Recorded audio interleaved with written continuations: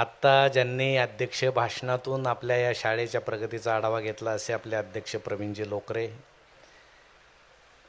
माजी सैनिक, या शाळेचे माजी विद्यार्थी Vasudevji Jangam sir, Attar sir, Shri Patankar sir, आणि खरोखर जे असं म्हटले की या परिसरात आल्यानंतर एक सकारात्मक ऊर्जा सर्वांमध्ये निर्माण होते असे आपले प्राचार्य संजयजी सानप सर, मला या आल्यापासून खूप आनंद वाटला. एकंदर आखीवरेखीव कार्यक्रम, स्वागत करण्याची पद्धत, आणि आपण सगळे माझे विद्यार्थी या ठिकाणी एकत्र आलात. खूप जणांना बोलायचं होतं, आपल्या मनात अनेक आठवणी असतील.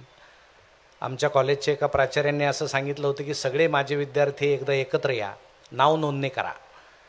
275 नाव नोंदणी झाली, म्हणजे मुली आणि मुलं त्या काळातले. आणि आदल्या दिवशी सरांनी एक मेसेज असा टाकला की येताना आपली पत्नी आणि आपल्या पतींना घेऊन या. तुम्हाला सांगतो, फक्त दोघेच त्या मेळाव्याला आले. कारण मेळावा म्हणजे स्पेस हवी असं आपण जे म्हटलात, त्याचे अनेक कारणं आहेत. परंतु स्वामी विवेकानंद परदेशात जाताना त्यांची गोष्ट आपण ऐकली असेल. त्यांनी असं म्हटलं होतं की या देशामध्ये अनेक श्रीमंत लोक असून ते दान देत नाहीत, ते दानशूर नाहीत. काय या मातीची अडचण आहे कळत नाही, आमच्याकडं तर जास्त आहे. पश्चिम महाराष्ट्रामध्ये खूप मोठे कारखानदार आहेत, खूप मोठ्या संस्था आहेत. शाळेला काही देण्याऐवजी ते घेतात. MBBSचे ॲडमिशन असतील, तुमचं कुणी 55-50% मुलगा असलं तरी मला सांगा, त्याला आपण डॉक्टर करू त्या भागामध्ये नेऊन. आणि खूप कमी मार्काचे डॉक्टर झालेले चांगले आहेत, कारण या देशाची लोकसंख्याही त्याशिवाय कमी होणार नाही, अशी परिस्थिती आहे. परंतु तुमच्याकडं पाहिल्यानंतर एक पेंढारकर नावाचे एक वीर माणूस, ज्यानं या मातीला शिक्षणाची खरी गरज आहे, अशा ठिकाणी येऊन ही शाळा काढली. आणि अजिबात अनुदान नसताना, खरं म्हणजे आता सरकारला अध्यक्षसाहेब कंटाळा आलेला आहे शाळा सांभाळायचं. जिल्हा परिषदेच्या शाळा सांभाळायचं सुद्धा त्यांना कंटाळा आला आहे. शिक्षकांचा पगार करायचा कंटाळा आला आहे. आणि मग ते शाळा कुणा तरी CSR फंड असेल त्या कंपनीला देणं, कॉलेजेस बंद पाडणं. तुम्ही तुमच्या पद्धतीनं, मला वाटतं त्याला स्वयं अर्थसहाय्यित शाळा म्हणतात, तुम्ही तुमच्या बळावर चालवा, असं ते आपल्या सगळ्या सरकारचं झालेलं आहे. आणि असं असताना आपण सगळे माझे विद्यार्थी, या ठिकाणचे सेवानिवृत्त शिक्षक मिळून ही शाळा उभी करतायत, चालवतायत, ती माझ्या दृष्टीनं खूप आदर्श आणि आनंदाची गोष्ट आहे. खरोखर असं कुठं दृश्य पाहायला मिळत नाही.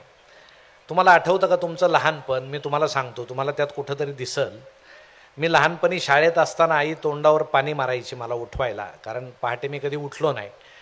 त्यामुळे बालपणीचे सिद्ध झालं होतं की मी पुढं जाऊन थोर वगैरे होणार नाही, कारण मला जाग येतच नव्हती. सकाळी उठल्यावर डोळे उघडून जगाशी जुळून घ्यायला थोडा वेळ लागायचा. आणि आमच्या गावामध्ये कुणाच्याही घरासमोर नळ नव्हते, त्यामुळं सगळ्या दमयंत्या नदीकडे पळायच्या. कावड घेऊन पुरुष पाण्याला जायचे आणि आई त्यावेळेस आंघोळ उरकून घ्यायची. त्यावेळेसच्या आया या उजेड पडण्याआधी आंघोळी करायच्या, कारण नानी घरं हे घराच्या दर्शनी भागात असायची आणि भिंतीची उंची ही कमरे इतकीच असायची. म्हणून सगळ्या आमच्या माऊल्यांना अंधार तोंडीच आंघोळ करून घ्यावी लागायची. आणि आंघोळ झाली की आईचा मेकअप सुरू व्हायचा. तुम्हाला आठवत असेल काय मेकअप असायचा? नाकामध्ये नथ असायची, गळ्यामध्ये ते जाड मान्याचं मंगळसूत्र असायचं. मग आई कपाळाला मेन लावायची, या अनामिकेनं तो लाल करंडा घ्यायची आणि तो कुंकू लावायची. कुठंतरी मातीच्या भिंतीत एक आरशाचा तुकडा खोचलेला असायचा. आई वाकून त्यामध्ये पाहायची, फक्त कपाळ दिसायचं. मग ती पदर घ्यायची, जिभेनं ओला करायची आणि असं छान वर्तुळ काढायची. तुम्हाला सांगतो, ठसठशीत कुंकू, म्हणजे पुसल्याशिवाय ते पुसणारच नाही असं ते सौभाग्य होतं त्या काळातलं. एवढाच मेकअप आईचा असायचा. आता टिकल्या वगैरे आला ती काय तुमची चूक नाही, कारण टिकल्या कधी पडतील आणि आमचे हे कधी गायब होतील याचाही भरोसा नाही. त्यामुळं तो मेकअप वेगळा, हा मेकअप वेगळा. आणि मग आईचं ते झालं की आमचा मेकअप सुरू व्हायचा. पाणी नसायचं, मग एक घमेलं म्हणजे आमचं ते टब असायचा, बाथ टब. मग त्यात आम्हाला बसून आंघोळ घालायची आणि ते पवित्र पाणी मग सडा संवर्जनासाठी वापरलं जायचं. तेवढ्यात अंगणामध्ये वासुदेव यायचा. आपल्याकडे येत असेल ना कोकणामध्ये वासुदेव. वासुदेव आला हो वासुदेव आला, सकाळच्या पहारी हरिनाम बोला, असं तो वासुदेव यायचा. डोक्यावर मोरपिसाची टोपी असायची, गळ्यामध्ये कपाळाला गंध लावलेला असायचा, तुळशीच्या माळा असायच्या, उपरणं बांधलेलं असायचं, विशिष्ट प्रकारचा झब्बा असायचा, खाली धोतर असायचं, हातामध्ये चिपळ्या आणि टाळ. आणि तो असं हरिनामाचं नाव घेऊन त्या अंगणामध्ये आला की मोठं पवित्र वाटायचं, जणू पहाटेच्या वेळी श्रीकृष्ण आपल्या दारात आलेला आहे. मग आई डोक्यावर पदर घ्यायची, त्या सुपामध्ये धान्य घ्यायची, त्याच्या झोळीमध्ये टाकायची, त्याच्या पाया पाडायची. मग वासुदेव झोळीतले 4 दाणे घ्यायचा, पुन्हा दान पावलं म्हणून आपल्या अंगणात टाकायचा. मला तुम्ही धान्य दिलं म्हणजे तुमच्या घराची सुबत्ता वाढो, असा तो प्रकार असायचा. तेवढ्यात कुठला तरी त्या उस्मानचा आवाज यायचा, पाव बटर असा मोठ्यानं आवाज यायचा. आम्ही जणू ते टावकरलेलो असायचो पाव बटर घ्यायला. मग आजी हे आमचं हक्काचं ठिकाण पैसे घ्यायला. मग आजीच्या कुशीत शिरायचं, त्यानं खरबरीत हात आमच्या चेहऱ्यावरून फिरवायचा आणि मग ती पिशवी काढायची कमरेची, अनेक कप्पे असलेली, त्यातून एक लाल ढब्बूचा पैसा काढायचा, तो बटरासाठी द्यायचा. असे खारे बटर असायचे छोटे छोटे. थाळीमध्ये चहा असायचा, त्यात बटर टाकलं की ते बटर सगळा चहा शोषून घ्यायचं आणि नंतर चवीनं तर बटर खात बसायचं. आई तोपर्यंत 9वारी साडी घालायची आणि त्या साडीला 4 तडुपं 4 रंगाचे तुकडे जोडलेले असायचे. म्हणजे आज नवरात्रामध्ये ज्या स्त्रिया दररोज एका रंगाची साडी घालतात, त्यावेळेच्या आया एकाच दिवशी नवरात्र साजऱ्या करायच्या गरिबीमुळं. अशी ती पद्धत होती. मग आमचा मेकअप सुरू व्हायचा. अर्धी चड्डी शाळेत जायला घालायची, त्याला 2 ठिगळं असायचे. एक तेल चोपडलं जायचं भरपूर डोक्याला, दिवसभर भांग मोडूच नाही किती वारं आलं तरी. सदरा घातला जायचा, कपाळाला तीट लावली जायची, गालाला एक तीट लावायची आई. कशाला लावायची समजत नव्हतं, आता समजतं, पण आता आई नव्हती, असा प्रकार आहे. आणि मग शाळेत जाण्यासाठी सुफला युरियाच्या गोण्या, ते आपल्या बॅग असायच्या, दप्तर, म्हणजे आपण त्याचे ब्रँड ॲम्बेसिडर होतो त्या गोण्यांचे. त्या पाठीवर घ्यायचे, निघायचं. शर्टिंग करायची भारी हाऊस असायची. विजारीत शर्ट खोचायचा, पट्टे नव्हते, वरून करदोरा घ्यायचा, करदोरा ढिला असायचा. एखादी काडी घ्यायची सातारीच्या तारेसारखी, आवळायची की चड्डी फिक्स व्हायची. आणि मग शाळेमध्ये जायचं. शाळेत गेलं की 5-10 पैसे हातामध्ये कुठंतरी खिशामध्ये असायचे. मग गारीगारवाला यायचा, त्या लाल काड्या, तो बर्फाचा गोळा आधीमध्ये घ्यायचा, सगळा आनंद असायचा. मध्येच एक लारी गंमत यायची, तो अष्टकोनी डबा असायचा. तुमच्याकडे काय म्हणायचे मला माहीत नाही, पण 4 आणे द्यायचे आणि त्या वाट्यांमधून आत पाहायचं, दिल्ली का कुतुब मिनार देखो. आणि मग ती लारी गंमत पाहिजे. त्यात असा ताजमहाल छान दिसायचा, मुंबईतला समुद्र दिसायचा. ते त्यावेळेस छान दिसायचं, प्रत्यक्ष पाहिल्यावर आता तसं वाटत नाही. असं वाटतं त्यातच ते छान होतं चित्रामध्ये. असं ते सगळं लहानपण होत होत होत आम्ही या शाळेमध्ये वाढलो. आणि मग आम्हाला शिक्षक भेटले, शिक्षकांचे गुण आमच्यामध्ये आले, शिक्षकांचं अनुकरण आम्ही करायला लागलो. कुठल्या शिक्षकानं एकाच दिवशी 2 शर्ट घातले तर मुलं चर्चा करायला लागले, यांना एकच शर्ट आहे की काय. आणि त्यावेळेस ती परिस्थिती खरी होती. तुम्हाला गंमत सांगतो, कुठल्याही विनोदाच्या तळाशी करुणा असते, वेदना असते. एका गुरुजींची तुम्हाला सांगतो, एका मुलाला ज्यावेळेस उभं केलं एका गुरुजींनी आणि त्याला विचारलं की तू 2 दिवस शाळेत आला नाही, काय भानगड आहे. तो म्हटला, परवा मी गुरुजी शाळेत आलो नाही, कारण परवा माझी विजार धुतलेली होती आणि ती वाळली नाही म्हणून मी शाळेत आलो नाही. बरं ठीक, परवाचं ठीक आहे, तू काल का आला नाही. तर तो मुलगा म्हटला, मी गुरुजी निघालो होतो शाळेमध्ये, पण तुमच्या घरासमोर तुमचा पायजमा वाळत होता, मला वाटलं आज तुम्ही शाळेत नसाल. ही परिस्थिती त्या काळात होती की एकाच पायजमेवर सुद्धा, एकाच चड्डीवर सुद्धा असून सुद्धा आमचं शिक्षण इतकं सकस होतं आणि आमची पहाट इतकी रम्य होती. त्या संस्कारातून आपण सगळे आलेलो आहोत. पण आता तुम्ही लहान मुलं पहा आणि आपणच पहा, ती पहाट वेगळी. आता पहाट उठल्याबरोबर तुम्ही सगळे काय करता मला सांगा. म्हणजे व्यासपीठ सांगा, तुम्ही सांगा, मी सुद्धा सांगतो. पहाटे उठल्याबरोबर आम्ही मोबाईल घेतो, घरातले सगळे सदस्य, आणि व्हॉट्सअप सुरू करतो. जगाची काळजी आहे. आम्ही झोपल्यावर जगाचं काय झालं असेल, काही झालं नाही. आपण झोपलो तिथंच जग सुरळीत झालं. आपणच फक्त उपद्रवी होतो. पण आपल्याला हे मान्य नसतं. मग व्हॉट्सअप सुरू करायचं. मग पहाटेच एखादा फोटो येतो, रात्री हे गेले, ओळखीचे असो नाही तर नसो, भावपूर्ण श्रद्धांजली 4-5 फुलं टाकून द्यायची. बरं, आपल्याकडे फुलं फुकटच आहेत, 10-12 टाका, काही फरक पडत नाही. त्याच्या खाली लगेच दुसरा एखादा फोटो येतो, आज यांचा वाढदिवस आहे, म्हणजे यांचा जन्म झाला, जगावर किती उपकार झाले. मग ओळखीचे असो नाही तो नसो, वाढदिवसाच्या हार्दिक शुभेच्छा, वरचेच फुलं खाली टाकून द्यायची. त्यात भावना नाही, संवेदना नाही. असा आमचा आभासी दिवस सुरू होतो. आणि तुम्ही सांगा, या आभासी जगामध्ये शिकायचं कसं. म्हणून माझी विद्यार्थी असताना तुमच्या मनात ज्या कल्पना आहेत त्या आपल्या विद्यार्थ्यांच्या मनात पुढे येतील की नाही याचा भरोसा राहिला नाही. कारण आता तंत्रज्ञान वेगानं वाढलेलं आहे. आता व्हॉट्सअपचे उपयोग आहेत, फेसबुकचे उपयोग आहेत. तुम्ही माझे विद्यार्थी जमा झाले, मला वाटतं व्हॉट्सअपमुळं झाले, समाज माध्यमामुळं झाले. मला सुद्धा मला वाटतं सरांनी बोलवलं ते समाज माध्यमामुळं बोलवलं. कारण यूट्यूब माझं चॅनल आहे, त्यांनी कुठंतरी माझा व्हिडिओ पाहिला असेल म्हणून मी थेट अहिल्यानगरहून आलो. अहिल्यानगर म्हणजे अहमदनगर, ते आम्हाला प्रचार करावा लागतो. आता नाव बदललं आहे, काही दिवसांनी महाराष्ट्राचंही नाव बदलेलं, आपल्याला ते सांगावं लागतं. कारण नाव बदलून आपला विकास खूप जोरानं सुरू आहे. असं ते सगळं म्हणून ते सगळं सांगावं लागतं. पण आता सगळ्यांचे फेसबुक अकाउंट आहेत आणि या पिढीला आता जागतिक चिंतेची सवय लागलेली आहे. आमच्या ताईंना मी एक गंमत सांगतो, तुम्ही घरी गेल्यावर एक काम करा, तुमचा फोटो टाका फेसबुकवरून, खाली एकच ओळल्या, मला सर्दी झाली एवढंच लिहा तुम्ही. तुम्हाला सांगतो तासाभरात ओळखी नसताना तुम्हाला जगातले किती पुरुषांचे कमेंट्स येतील विचारूच नका. मॅडम अमुक गोळी घ्या, मॅडम याची वाफ घ्या, त्याचा काढा प्या, हे औषध घ्या, आणि घरात बायको शिंकत फिरते याचं त्याच्याकडे लक्ष सुद्धा नसतं. म्हणजे घरातल्या दुःखाचं आम्हाला घेणं नाही, तिला एखादी गोळी आणून दे, पण फेसबुकवरच्या अनोळखी बाई त्यांना आम्ही सल्ले देतो, अशी जागतिक चिंता आम्हाला लागलेली आहे. आणि या समाज माध्यमामुळे आमचं काय होईल हे शिक्षण त्यात गुरफटून गेलंय. अहो इंस्टाग्राम सारखा विषय, पालक नसलेलं वधूवर सूचक मंडळच आहेत. मग ज्या राज्यामध्ये मुलांना मुली मिळत नाही, राजस्थान असेल, हरियाणा असेल, तिथले मुलं आमच्या मुलींना खोटे प्रोफाईल पाठवतात, त्यांना फ्रेंड रिक्वेस्ट पाठवतात, सांगतात मी डॉक्टर आहे, इंजिनियर आहे, प्राचार्य आहे, प्राध्यापक आहे. आमच्या मुली ते पाहतात, वय असतं, ते पाहून त्यांना असं वाटतं कर्तबगार तरुण आहे. आईवडिलांना न सांगता ही मुलगी त्याची मैत्री होते, ती पळून जाते त्याच्याशी लग्न करण्यासाठी. त्या राज्यात गेल्यावर तिला समजतं हा प्राध्यापक नाही, उद्योगपती नाही, डॉक्टर नाही, इंजिनियर नाही, हा गुंडा आहे, हा मावाली आहे. ती मुलगी उद्ध्वस्त होते आणि परत येते. हे आमच्या तरुण पिढीला कोण सांगणार आहे?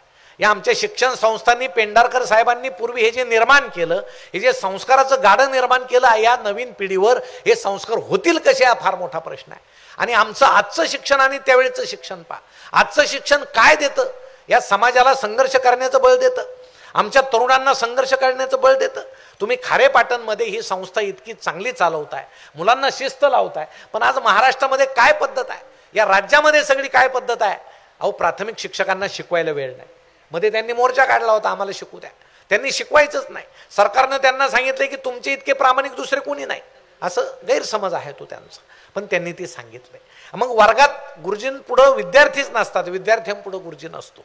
मग एक साहेब ज्यावेळेस वर्गात गेले त्यावेळेस त्यांनी गुरुजींना सांगितलं एक हुशार मुलगा उभा करा, केला. मग साहेबांनी त्याला विचारलं साथी साथी किती? तो म्हटला 35. साहेब म्हटले सगळ्यात हुशार? गुरुजी म्हटले हाच आहे. म्हणे कसं काय? म्हणे बाकी सारे 35चे हातच म्हणतात, हा निदान आता 49 पर्यंत आलेला आहे, आणि तुम्ही जसा आम्हाला वेळ द्याल तसं आम्ही याला 49 पर्यंत आणणार आहोत. अशी प्राथमिक शिक्षणाची अवस्था आहे. मूल्यमापनाची पद्धत आम्हाला अजून सापडली नाही. परवा केंद्रानं जाहीर केलं 5वी 8वीच्या परीक्षा घेतल्या पाहिजे. अहो सगळे पालक म्हणतायत, शिक्षक म्हणतायत घेतल्या पाहिजे, तुम्ही का घेत नाहीत?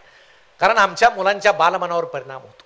मग ते मूल्यमापन आलं, त्या नोंद वह्या आल्या की मुलाकडे लक्ष द्यायचं आणि त्याची नोंद करायची. हा चांगला चित्र काढतो, हा चांगला क्रिकेट खेळतो, चांगल्या नोंदी आहेत. त्या मुलाचं सर्वंकष मूल्यमापन झालं पाहिजे. पण प्रशासनाचा आदेश आहे नकारात्मक नोंद करायची नाही, त्याच्या बालमनावर परिणाम होतो. एकदा वर्गात एका मुलानं दुसऱ्याची कंपात चोरली. आता गुरुजींना वाटलं याची नोंद काय केली पाहिजे? हा चोर होणार आहे असं तर लिहिता येणार नाही, नोंद तर सकारात्मक केली पाहिजे. त्यांनी हेडमास्तरांना विचारलं असं झालं काय केलं पाहिजे? हेडमास्तर म्हटले तुमचा वर्ग आहे, तुम्ही पाहून घ्या, काही अनुदान वगैरे आलं तर मी आहे. ज्याचे त्याचे कामं वाटून दिलेले असतात. मग गुरुजींनी शांतपणे विचार केला आणि त्या मुलाची नोंद केली. सदर हो मुलाला मित्राच्या वस्तू संग्रहित करण्याचा छंद आहे.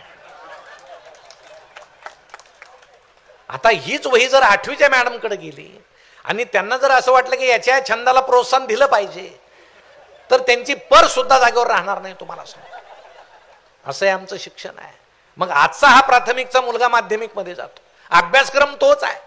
आमच्या इतिहास नागरिकशास्त्राच्या सरांनी जर एखाद्या मुलाला विचारलं वर्गात उभं करून, बाळ राष्ट्रपती राजवट कधी लागते, आणि तो जर असं म्हटला रात्री लागते आणि पहाटे उठते, तर काय करायचं? चूक द्यायचं की बरोबर द्यायचं?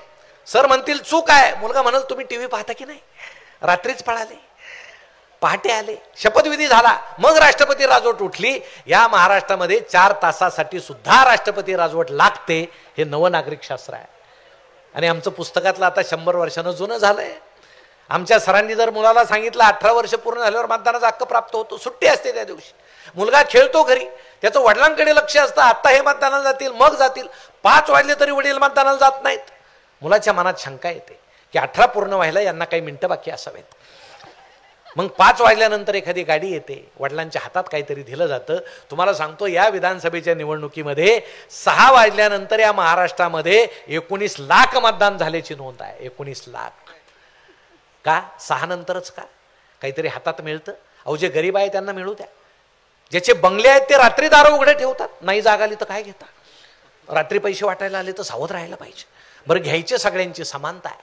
आता रशियातला साम्यवाद गेला, आता भारतात तो आलाय, आमच्या मुलांमध्ये तो आलाय, आमच्या पालकांमध्ये तो आलाय. आणि आमचे पालक, आता आम्ही सुद्धा इतके मार्क्सवादी झालो की मुलाला मार्क्स पडले पाहिजे, 90च्या पुढेच पडले पाहिजे. अहो त्याला 5वी पासून जर 60 असतील, 9वी पर्यंत 60च्या आजूबाजूला, त्याला 10वीला त्या दरम्यानच पडतील ना, कुठून पडतील 90च्या पुढे, पण आम्हाला पाहिजे. मध्ये 12वीचा निकाल लागला, मला समजलं आमचा एक मित्र रडतोय का, त्याच्या मुलाला खूप कमी मार्क्स पडले. म्हणून आम्ही सांत्वनाला त्याच्या घरी गेलो. आता ही नवीन जागा झाली सांत्वनाची, सफरचंद वगैरे न्यायचे नाही, फक्त गेलो त्याच्या घरी. अहो वडील रडतायत, आई रडते का, मुलाला कमी मार्क्स पडले. मुलगा समोर बसलाय. आता मुलाला वाटलं दोघेही रडतायत, आपण थोडं रडलं पाहिजे. ते खाली मान घालून रडत होतं. म्हटलं आता वातावरण गंभीर आहे, इथं चहा सुद्धा मिळणार नाही.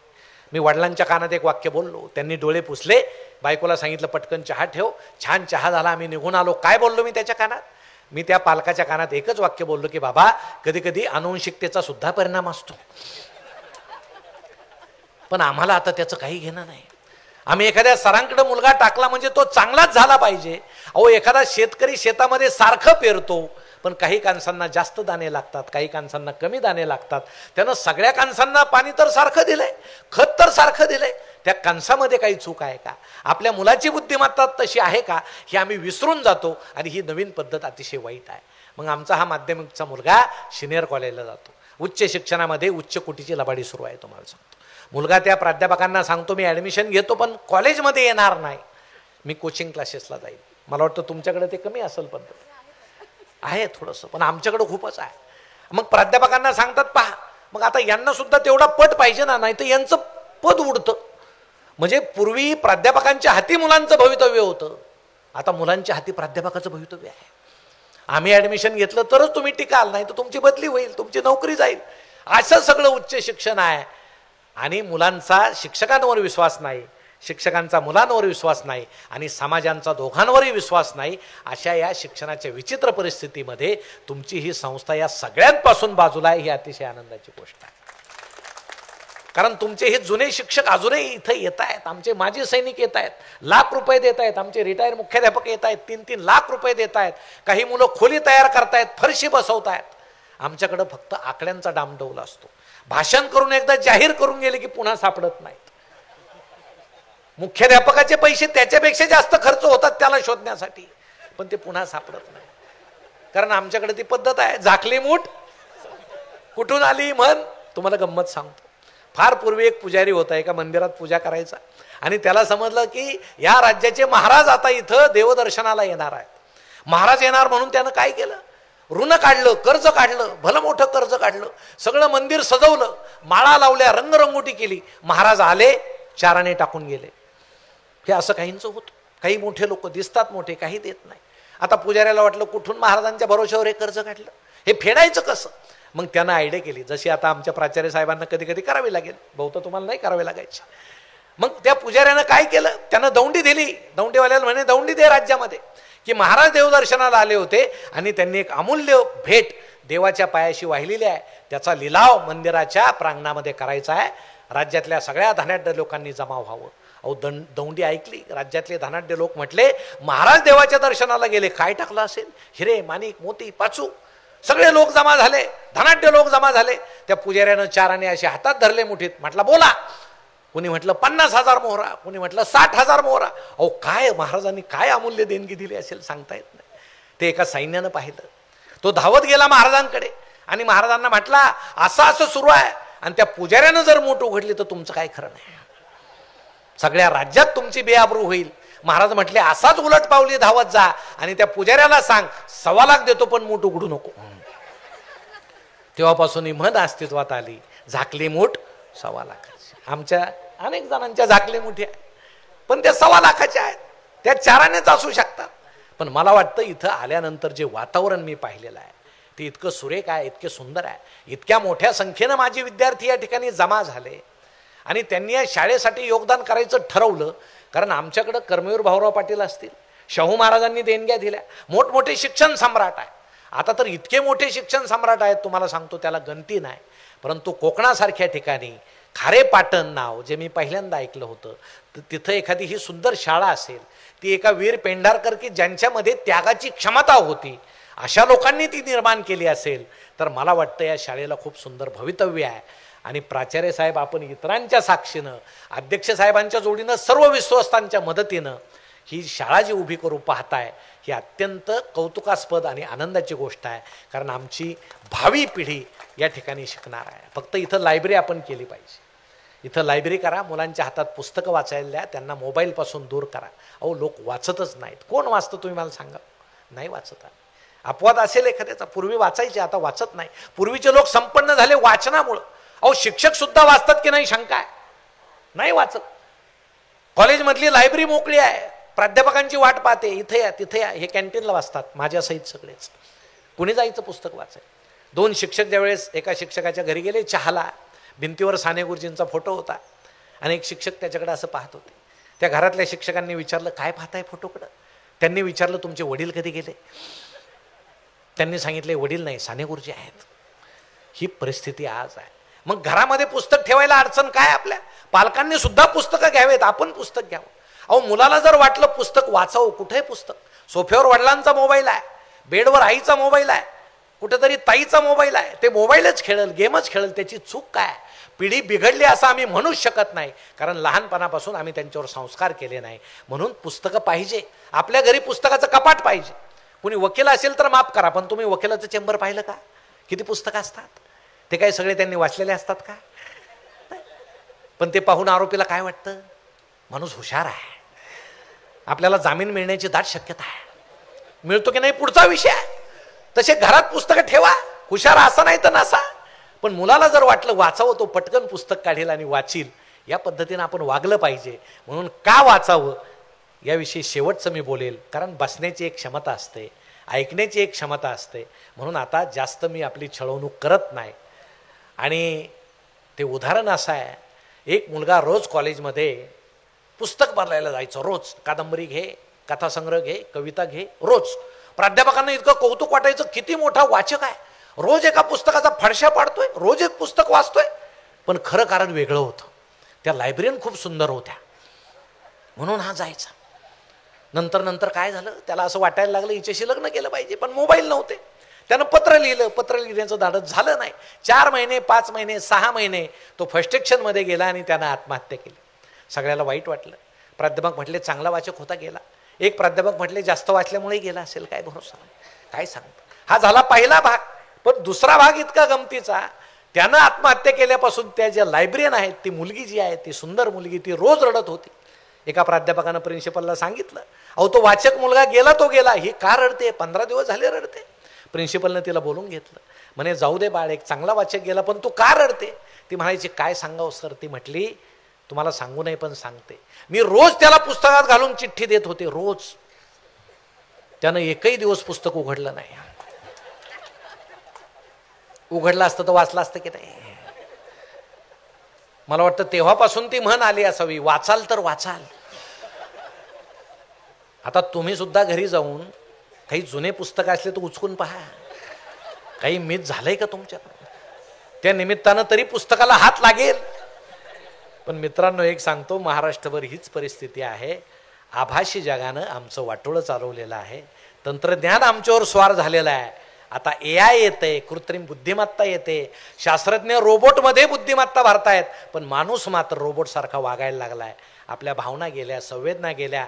अहो 8, 8:30ला आम्ही जेवायला सुद्धा TV समोर बसतो, सिरियल चुकायला नको म्हणून. आणि 8:15ला जाहिरात लागते, तो अक्षय कुमार येतो, काय घेऊन येतो? ते हार्पिस घेऊन येतो. आणि मग ते भांड्यात टाकतात, खसखसा धुतात शौचकुपामध्ये, आणि माणसं जेवताना पाहतात. अशी परिस्थिती आहे. नुसतं पाहत नाही, आई वडिलांना सांगते त्यानं फार स्वच्छ निघता, उद्या घेऊन या, भाजी वाढू का तुम्हाला थोडी. असं झाल्यावर त्याच्यामुळेच बहुतेक पुरुष बाहेरून जेवून येतात. त्याचंही कारण आहे. ते भांडही नको, काहीच नको, आपलं बाहेरच जेवण. मुलांवर पहिले संस्कार कुटुंबात होतात, नंतर शाळेत होतात, नंतर समाजात होतात, पण ते होत नाही. आम्ही इंग्रजीच्या नादामध्ये इतके भरकटलो. इंग्रजी जागतिक भाषा आहे, सगळ्याला आली पाहिजे. मराठीला अभिजात दर्जा जरी मिळाला तरी मराठी ही पोटाची भाषा ज्या दिवशी होईल त्या दिवशी मराठीला महत्त्व येईल. की मराठी बोलून ज्या दिवशी नोकऱ्या मिळतील त्या दिवशी मराठीला चांगले दिवस येतील. मराठीत इंटरव्ह्यू देऊन ज्या दिवशी नोकरी मिळेल, मुलं मराठी शिकतील. आणि भाषेजवळ काय आहे, आमच्या एका जुन्या गुरुजींना फक्त एकच इंग्रजी शब्द माहीत होता, गेट आउट, तेवढाच. आणि एके दिवशी त्यांना राग आला. वर्गात एका मुलाला ते म्हटले गेट आउट, ते बिचारं गेलं बाहेर जाऊन उभं राहिलं, केविलवानं रडायला लागलं. आता गुरुजींना वाटलं हे वाईट झालं, याला आत बोलवलं पाहिजे. पण याला जर इंग्रजीत हाकललंय तर इंग्रजीतच बोलवलं पाहिजे. पण इंग्रजीत काय म्हणतात आत यायला माहीतच नव्हतं. मग ते त्या मुलाच्या पलीकडे गेले आणि वर्गाकडे बोट करत म्हणाले, गेट आउट. मुलगा हात आला. भाषा महत्वाची नाही, शेवटी आपलं वर्तन महत्वाचं आहे. मला वाटलं बोट लावायला आले म्हणून.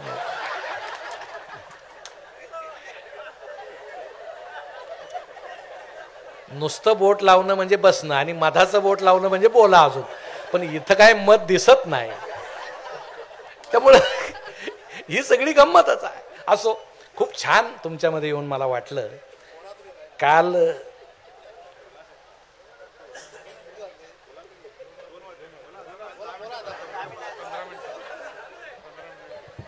जेवण तयार नाही का अजून?